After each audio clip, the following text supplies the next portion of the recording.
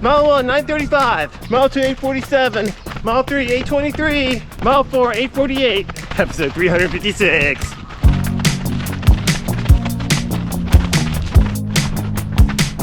Mile 5, 9 minutes.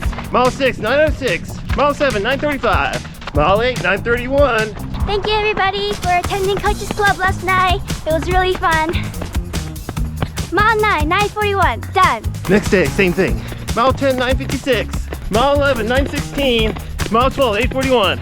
Mile 13, 8:50. Mile 14, 9:09. Mile 15, 9:22. Mile 16, 8:55.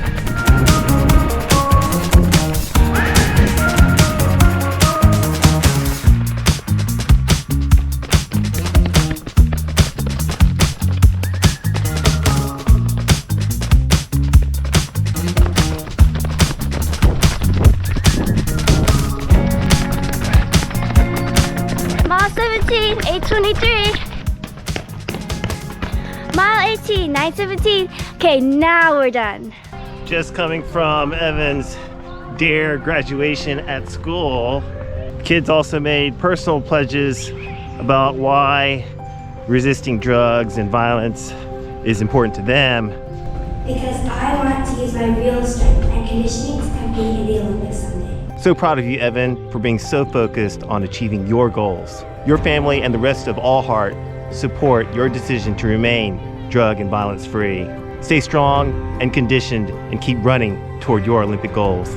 Hard to imagine looking forward to 18 miles of recovery running, but Tuesday and Wednesday were brutal workouts, and we really needed to take 2 days to give our bodies enough time to recover, replenish, and rebuild after breaking down our muscles, applying all that stress to our body and our cardiovascular system so that we can rejuvenate and start all over again.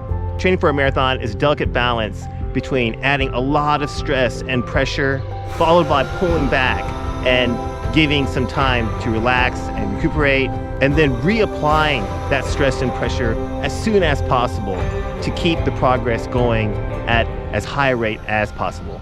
Today, I'm going to talk about the approach that we take for recovery as 3-hour marathon runners.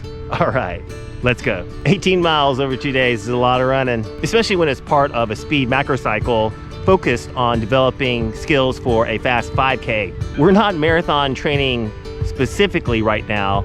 The date on the calendar that's been circled is for a July 5K race. And putting on this amount of volume at the paces that we've been running our recovery runs isn't going to contribute a whole ton to that 5K race that we've circled on the calendar. Typically, for a 5K build, we want to be fresh enough in order to do really high intensity, short intervals to increase and maximize our VO2 max, or our speed at VO2 max. We want to invest a lot in really high speed reps as well in order to improve our power and contribute to higher running economy. And we typically do reduce our volume during the speed macro cycle, and it's easy to get our mileage back up through a base build so that we can get back to marathon training. However, that takes time, and it can take us anywhere between 5 and 6 weeks. And for this base build, we're aiming for the kids to be at around 75 to 85 miles per week during the thickest part of marathon training. And my training philosophy is a greater focus on strength and speed. So I'm willing to sacrifice a little bit, and even if we don't hit our 5K race goals, I feel that being a stronger runner at high aerobic threshold, LT1 and LT2, is better for me as a more senior runner, and also better for the kids as younger runners. So we're maintaining a pretty high volume through this speed macro cycle. And that means easy days between hard workouts, anywhere between 9 and 11 miles per week. It also means a long run between 17 and 19 miles on Sundays, rather than a long run between 10 and 14. This will keep our fat burning system on point. It'll also keep our aerobic fitness at a pretty high level, and it'll keep our conditioning and endurance strong as we move through the speed cycle and to the end of it and on to the marathon training build afterwards. So after the speed cycle, we'll do a couple of weeks of a base build, bump up our weekly volume just a tad, And we'll be able to get going with the marathon build with a running head start. Easy days that last an hour and a half or more.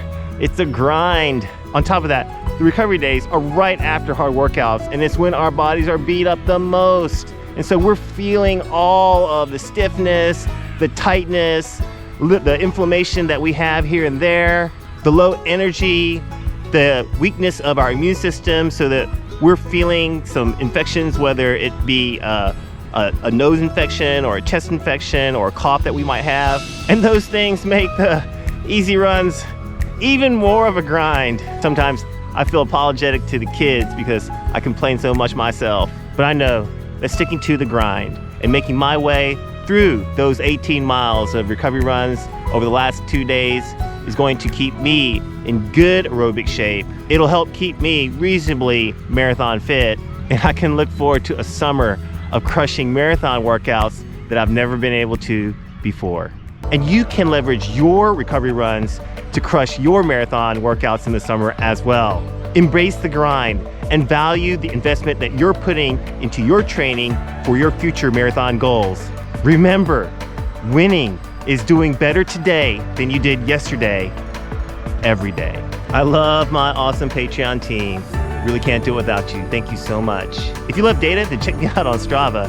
And if you love your daily dose of running motivation, then check us out on Instagram. Cole's been helping out with the reels, and it's been a giant help and super motivating for me as well. All right, I hope you have a great day and a meaningful run. We'll see you in the next one. All right, bye now.